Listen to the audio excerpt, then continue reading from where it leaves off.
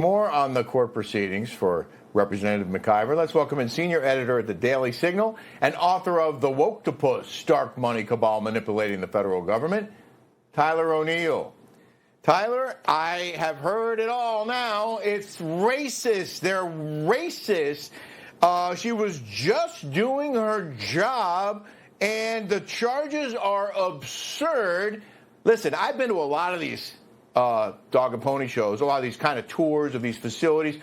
All she had to do was just show up. Here I am, show her ID. They walk her and the other congresspeople in who belong there, and they get their tour. That was not what they were there to do, and she was not doing her job. She was doing a whole lot of other stuff. Your thoughts? Yeah, I mean, the video speaks for itself. You had this very aggressive confrontation where she's pushing with her hands. And, she's going to have her day in court. We can't, we're not the ones to judge her. That's up to the jury of her peers if she opts for a trial. But it seems as though, this is a pretty clear case. And I'm going to be very curious to see exactly what her lawyers say is her defense here, because she's engaged physically in an altercation. Well, I'm also curious about why it was virtual. Do you have any thoughts on that? Why she didn't have to be there in person and on her plea? Do you have any thoughts on that? Yeah, I think it's very interesting that they agreed to have it remote like this. The main reason probably is so that she can engage in her work in Congress, but at the same time that raises a host of issues. I mean, you're talking here about charges that involve a physical altercation. In many cases, that is the sort of thing that federal authorities will arrest someone and hold them in jail until the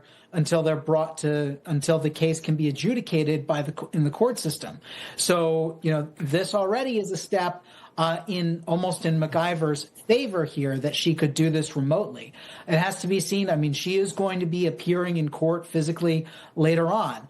But some questions remain on this. Well, Tyler, as we've heard, McIver is calling this charge purely political. She claims prosecutors are distorting her actions. But as you mentioned, the body cam footage is pretty clear, and it certainly appears to support the prosecution's case. If the average person touched a federal officer like she did, or shoved them with their forearms, they'd be arrested on the spot. So what kind of example is she setting for the nation? Yeah, I think it's a very negative example. And what we see over and over again with the left is this claim that whenever someone of a certain race faces charges for something that they did, that was a racist thing. I think in this case, clearly there is physical action that she's on camera engaging in. And so this charge, if I had been involved in an altercation like this with police, I'm sure that I would face charges. If President Trump had, I don't know, the Justice Department won't bring charges against a sitting president. But, in cases where someone is engaged in violence against an officer, that is going to result in charges regardless of your race. And the very notion that these charges are racist is absurd. Yeah, I would have to agree with you. And we saw in John's report, again, members of the Congressional Black Caucus and Democratic Women's Caucus gathered outside the Capitol calling the actions the Trump administration has taken since all this took place, calling it out. And you saw New York Congresswoman Yvette Clarke calling the charges racist. It just sounds like a complete lack of accountability for her actions. They're following a Democratic playbook. They're blaming Donald Trump.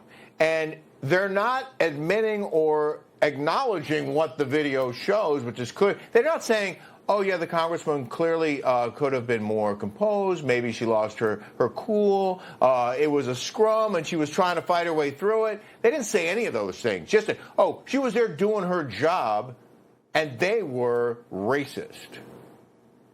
Well, yeah, and this is the narrative that we constantly see from the left. They have this intersectional lens where everything has to be racist, sexist, homophobic, whatever name you have it, because they only see certain people as oppressed fighting an oppressor.